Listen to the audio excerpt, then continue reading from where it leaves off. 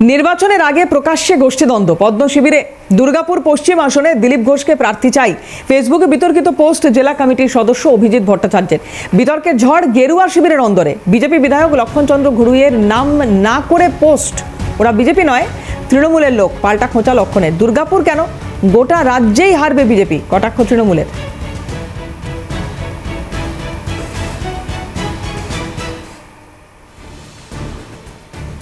অভিজিৎ ভট্টাচার্য, লক্ষণ ঘুরুই কি বলছেন দেখুন। যন্ত্রণা আছে। মাননীয় দিলীপ দা আমাদের এখানে দাঁড়িয়েছিলেন দুর্গাপুর বর্ধমান সিটে, সেখানে তিনি পরাজিত হয়েছিলেন।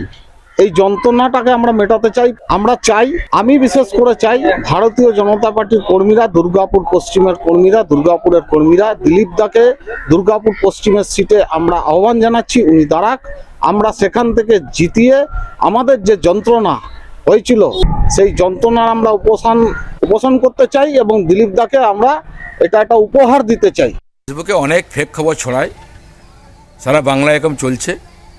তৃণমূলের কাছে তামাক খেয়ে পড়ে তৃণমূলকে সুবিধা করার জন্য কিছু কিছু যারা মানুষ আছেন, নাম করে বিজেপি কিন্তু তারা বিজেপি নয়, তারা তৃণমূলই, আর তার ফলে তার এই ঘটনা ঘটাচ্ছে।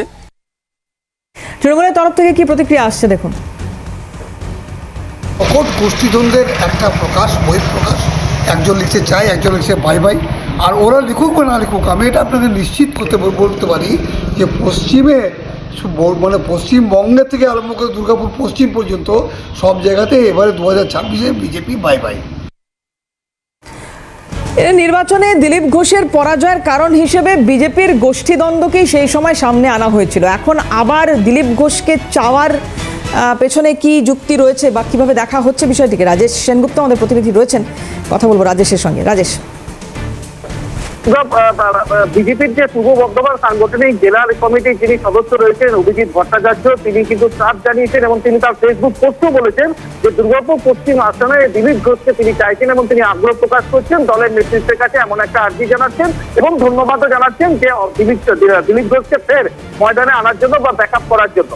কিন্তু প্রশ্ন হচ্ছে যেটা আছে, দুর্গাপুর পশ্চিমে কিন্তু বিজেপির বিধায়ক রয়েছেন লক্ষণচন্দ্র ঘুরুই। গত নির্বাচনে তিনি বিশ্বনাথ পারিয়াল তৃণমূল কংগ্রেসে তাকে পরাজিত করে এই সিট তৃণমূলের কাছ থেকে ছিনিয়ে নিয়েছিলেন এবং প্রশ্ন করা হয়েছিল তাকে যখন যে কেন তিনি আবার দিলীপ ঘোষকে চাইছেন, তখন তিনি প্রশ্ন করেছিলেন যে যোগ্য ক্যান্ডিডেট এবং হচ্ছে যে দিলীপ ঘোষ চাইলে কিন্তু যদি এখানে দাঁড়ায় তাহলে এই আসনে কিন্তু পুনর্জয় সম্ভব হবে, অর্থাৎ এই বিজেপি আসনটা ধরে রাখাটা সম্ভব হবে।